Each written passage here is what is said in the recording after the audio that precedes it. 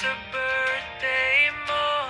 Gusto naming malaman mo kung gaano kami nagpapasalamat sa'yo sa bawat suporta, payo at pagmamahal na binibigay mo.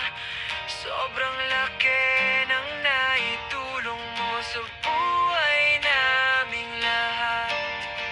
Ikaw yung klase ng tao na laging inuna ang iba bago ang sarili mo. Kaya dasal namin na ikaw naman ang makatanggap ng lahat ng kabutihan at saya na tunay mong deserve.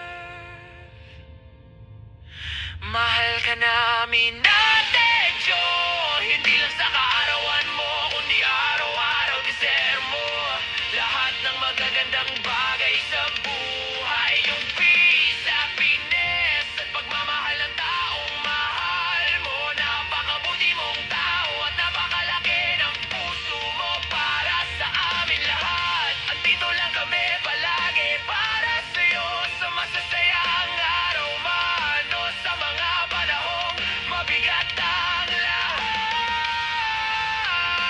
Mahal na mahal ka namin,